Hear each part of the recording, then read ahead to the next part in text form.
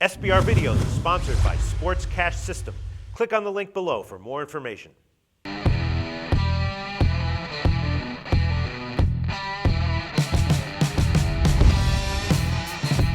Welcome to Thursday here on SBRforum.com. In this video, we're going to take a look at the Nashville Predators and Edmonton Oilers contest on Thursday. Now, there's just two games in the NHL on Thursday. This is one of them. This is not exactly a marquee matchup, but it's still an interesting game to handicap.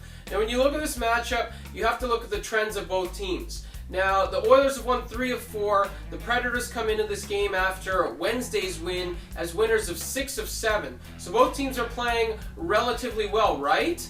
Well, let's take a closer look. Now, what's happened with the Oilers? They won 3 straight last week. As mentioned, won 3 of 4. That fourth loss, or that fourth game was a loss. That was on Monday night to the Chicago Blackhawks. When you start to look at those wins and who they came against, I think it's safe to say that it's all right to be skeptical with those wins. They beat Calgary, they beat Florida, they beat Columbus. They beat 3 teams that are essentially at their level or maybe slightly better. It's not like they beat the Pittsburgh Penguins or the Avs or the Ducks or anybody really impressive. They beat 3 very lousy teams.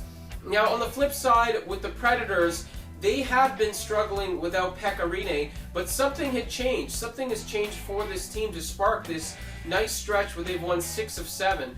Tuesday's 4-0 win in Columbus may not seem like a lot, but for this team, it would have been a big challenge about a month ago or even a couple weeks ago with Carter Hutton in net. And that's really been the difference. When Pekka Rinne went down, Carter Hutton got the first crack, and he's been trash. GAA of about .339 this season. But what the Predators did is switch to Marek Mazanec, and he's been a breath of fresh air for this team. Played really well, got the shutout on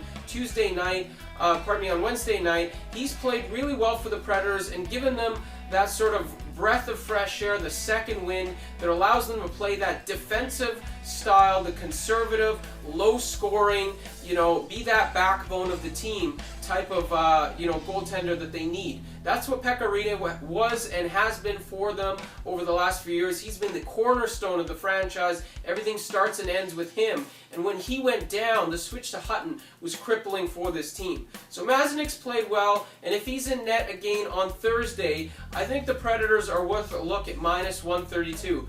I don't know if this is a mistake on the line or if this is just a great price at Pinnacle, but -132, -135, I think that's great value for the Predators. The Oilers are awful on the road. They're not a good team overall. The Predators, yes, they're a mediocre Western Conference team, but take a look at how they've played with Pekka Rinne and Mazanec and net. They've been probably what you'd say a playoff team. Subtract that stretch where they put Carter Hutton as their main man, and you've probably got a pretty good record for the Predators. So I think this is a mismatch. Good value for the Predators if Mazanec is in net.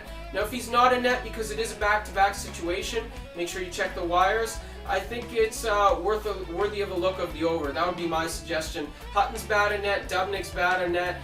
Preds have been scoring a little bit more recently. Oilers score at a quite healthy rate on the road compared to at home. At home, they're one of the lowest scoring teams in the NHL for some reason. On the road, they average the 5th most goals in the league.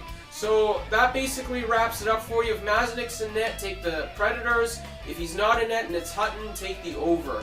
That's it for the preview of the Oilers and Predators. Make sure you check out all of our other videos on SBRforum.com. Got a nice card for you with 2 games on Thursday. Make sure you look at all the articles and videos and take all of that in for your decision making before you make these picks count at your sports book. We'll catch up with you again on Friday.